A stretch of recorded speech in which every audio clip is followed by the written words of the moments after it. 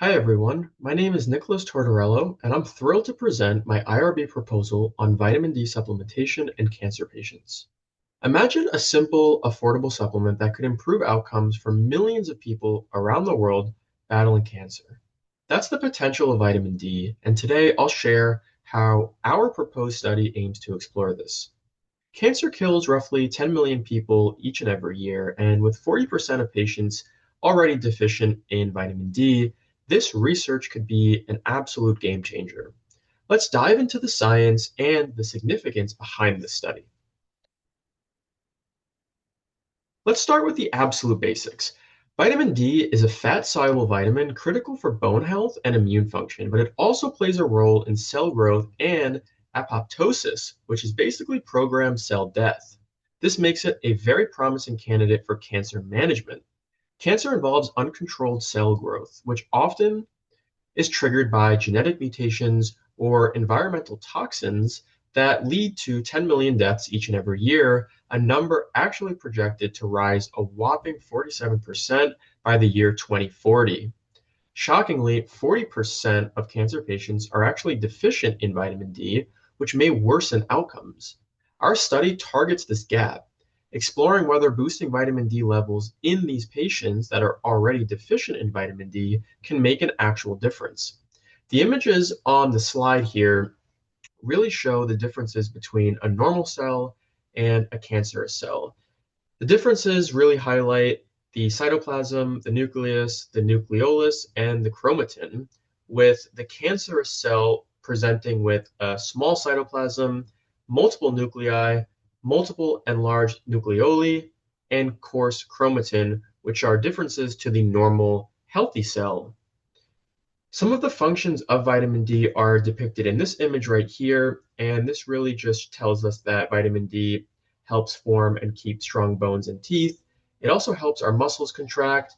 It helps nerves carry messages between the brain and the body. And most importantly, for the context of this study, is it really helps with our immune system. So our study is driven by three main questions, as you can see on the slide.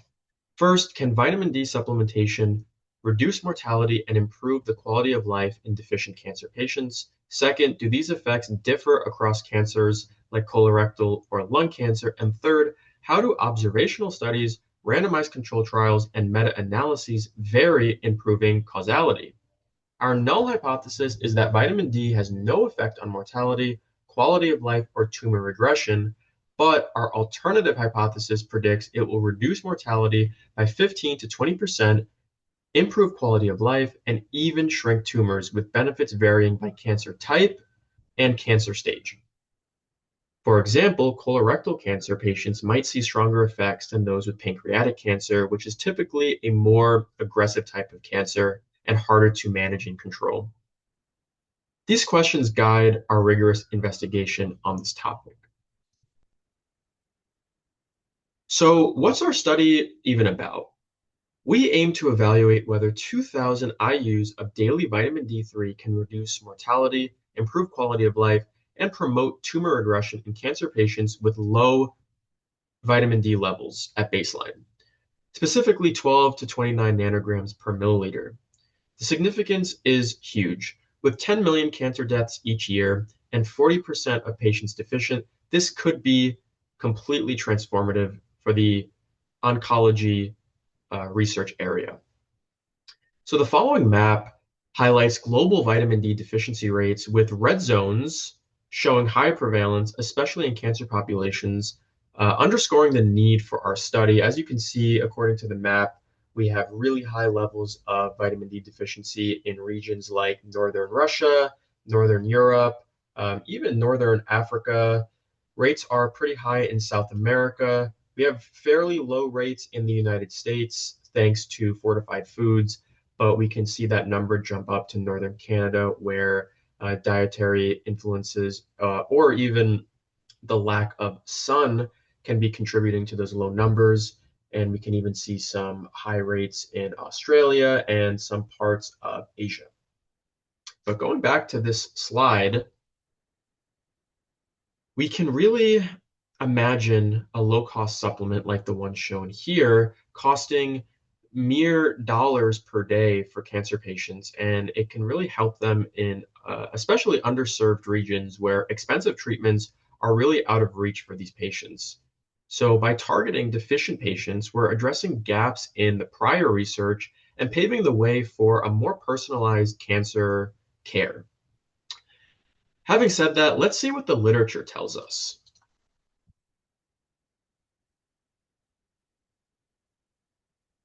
The literature provides really compelling evidence for vitamin D's potential.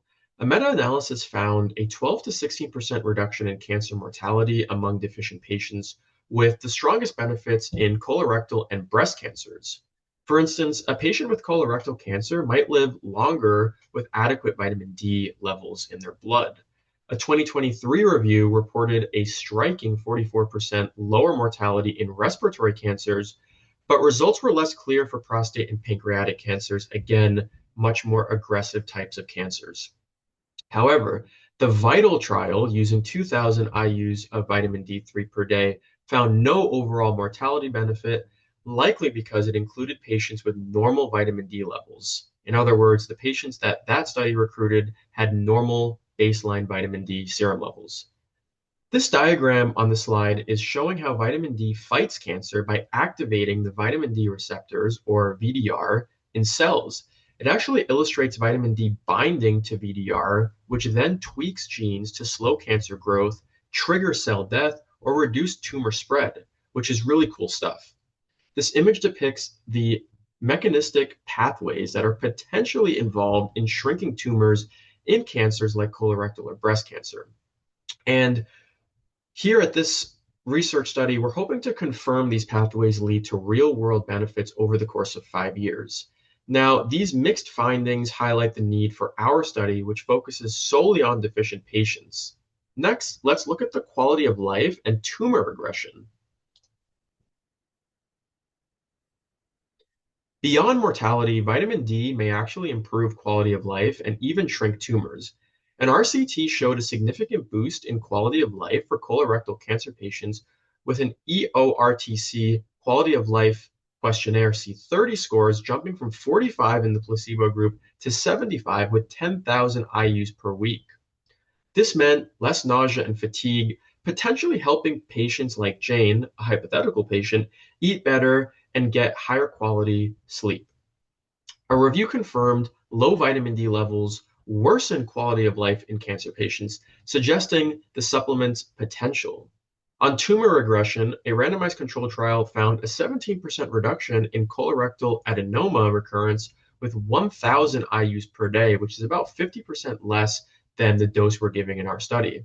However, a review noted minimal effects in prostate cancer, and another saw limited responses in breast cancer, highlighting the need for more randomized control trials. Our study aims to clarify these effects.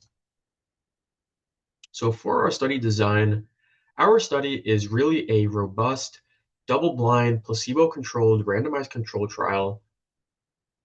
We'll enroll a total of 800 patients, 400 receiving 2,000 IUs of vitamin D3 every day, and 400 getting a placebo.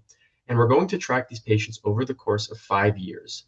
The focus is on patients with low vitamin D levels between 12 and 29 nanograms per milliliter to address the gap in prior studies like VITAL, which mix deficient and non-deficient patients, potentially yielding in confusing and inconsistent results.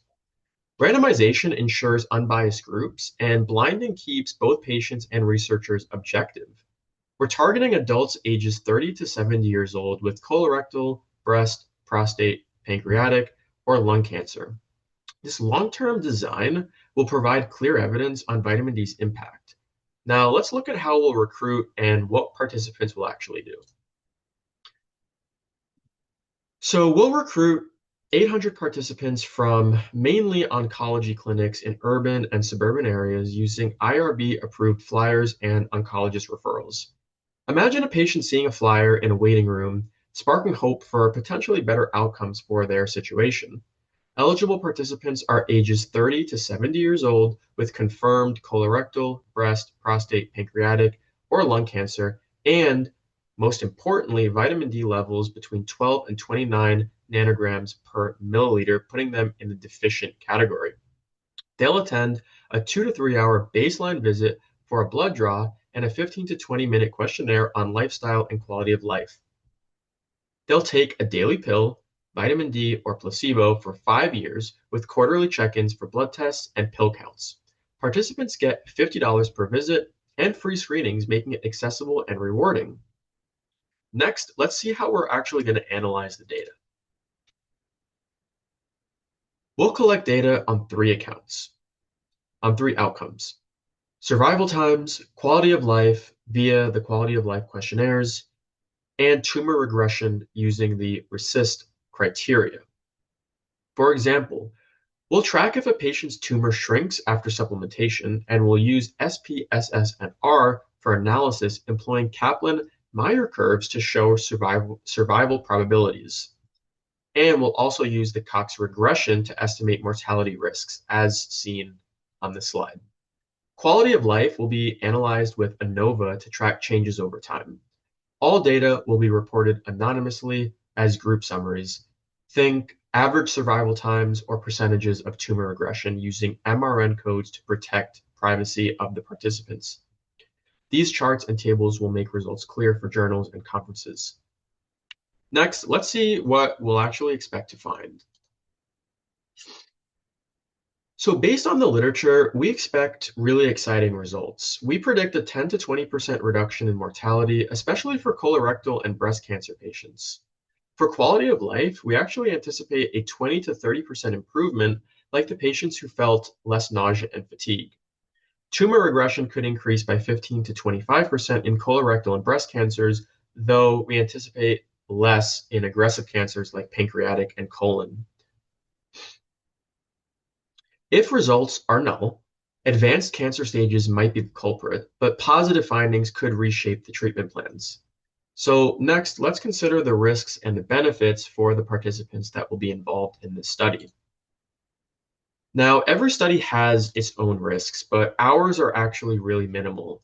Participants may feel slight discomfort from blood draws managed by trained phlebotomists, or a rare risk of high calcium levels due to the vitamin D supplementation, but this will be monitored quarterly to make sure levels are always within range. Discussing cancer might cause distress with some of the participants, so we're actually going to offer free counseling for them to help with the mental health side of things. We're also going to offer $50 per visit, which is going to total up to $1,000 over 5 years. With cancer killing millions of people every year, and with that number only expected to rise in the coming years, even a small improvement found in the information from the study could save thousands, if not hundreds of thousands of lives every year. Having said that, let's wrap this up with the big picture. In closing, our study could revolutionize cancer care. With 10 million deaths yearly and 40% of patients vitamin D deficient, a simple supplement could save lives, especially in underserved communities. By targeting specifically deficient patients and only deficient patients, we're filling critical gaps in long-term randomized control trials. Imagine a world where routine vitamin D screenings become standard in oncology care, inspired by the findings from this research. Future studies could explore higher doses or combine vitamin D supplementation with therapies like immunotherapy, another very promising type of oncology treatment. I urge you to support this affordable, impactful research, and together we can make a difference for cancer patients worldwide. Thank you.